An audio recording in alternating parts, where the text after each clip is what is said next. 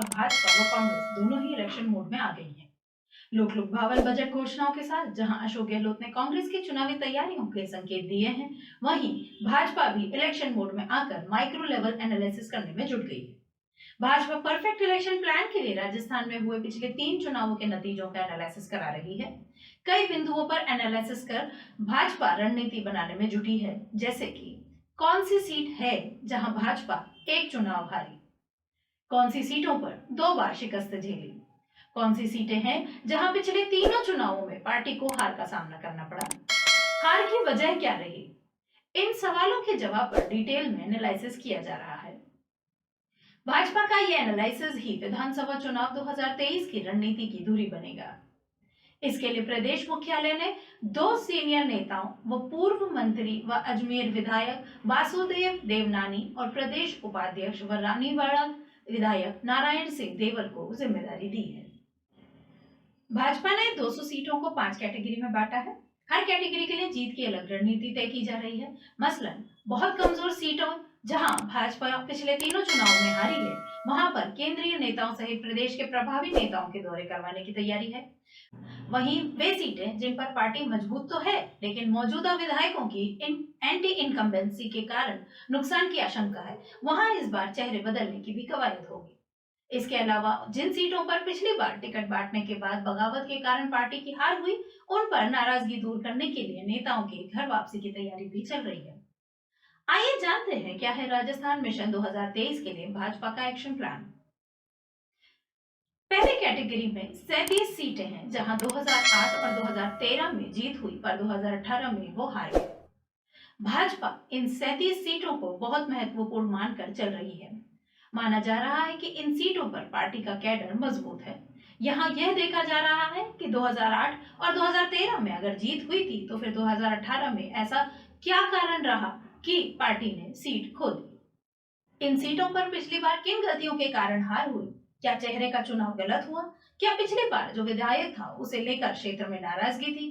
कार्यकर्ता चुनाव में निष्क्रिय हुआ? मैनेजमेंट सही नहीं था? या अचानक समीकरण बदल गए? इन 37 सीटों पर वापसी के लिए ज्यादा संभावना है कि अधिकतर नए चेहरे उतारे जाएंगे। दूसरी कैटेगरी में आते हैं 58 सीटों पर, जिनमें 2008 में हार हुई, 2013 में जीत हुई और 2018 में फिर हार हुई। ये ऐसी सीटें हैं जिन्हें भाजपा कमजोर सीटों की श्रेणी में मानकर चल रही है। यहाँ भाजपा को 2013 में जीत सिर्फ इसलिए मिल पाई कि कांग्रेस सरकार की एंटी इनकम्बेंसी थी, जहां भाजपा का कैडर कमजोर थे। बूथ कमेटियों और पन्ना प्रमुख तैनाती की साथ भाजपा की रणनीति इस बार इन सीटों पर ऐसी होगी कि यहां कांग्रेस सरकार के विरोध में माहौल बनाया जाए। यहाँ जातिगत आधार पर बड़े नेताओं के चुनावी रैलियों की तैयारी भी की जा रही है। केंद्रीय नेताओं के दौरे भी होंगे। कांग्रेस सरकार की नीतियों की विफलता का प्रचार करने के हिसाब से पार्टी के सोशल मीडिया सेंटर को तैयार किया जा रहा है। करीब 45,000 व्हाट्सएप ग्रुप के जरिए सरकार की खामियों को लोगों तक पहुंचाया जाएगा। पार्टी मुख्यालय में अलग से व्हाट्सएप वॉर रूम बनाया जा रहा है। तीसरी कैटेगरी में आती हैं 31 सीटें जहां पिछले दोनों चुनाव जीते गए। 2008 में हार के बाद 2013 और 2018 में लगातार इन सीटों पर भाजपा ने चुनाव जीता है, इसलिए यहाँ भाजपा थोड़ी राहत में है। लेकिन इन सीटों में से कहीं कोई समीकरण बिगड़ने से हार नहीं हो पाए, इसके लिए पार्टी की रणनीति बन रही है।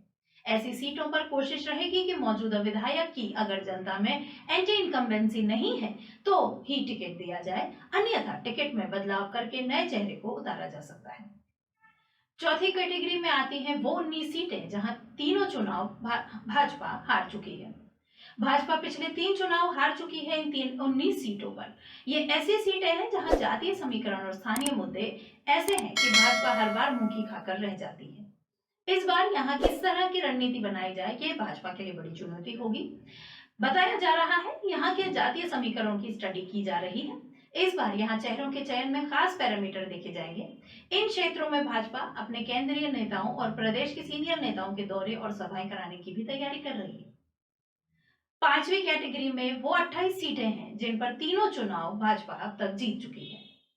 इन सीटों पर भाजपा ने पिछले तीनों चुनाव लगातार जीते हैं। ये भाजपा की सबसे मजबूत सीटों में गिनी जाती है। भाजपा इस बार भी इनको जीतने की रणनीति पर काम कर रही है। उदयपुर सीट से पिछली बार विधायक रहे गुलाब चंद कटारिया अब असम के राज्यपाल बन चुके हैं, इसलिए यहाँ से नया चेहरा आना तय है। जिन सीटों पर मौजूदा विधायकों की उम्र ज्यादा हो चुकी है और जहां लगातार एक ही चेहरे के बार बार चुनाव लड़ने से लोगों में बदलाव की जरूरत महसूस होगी, भाजपा अपने आंकलन के हिसाब से नए चेहरे उतार सकती है। इस तरह की राजनीति की खबरों से जुड़े रहने के लिए चैनल को सब्सक्राइब जरूर करें। डिजिटल आवाज, खबर कुछ हटके।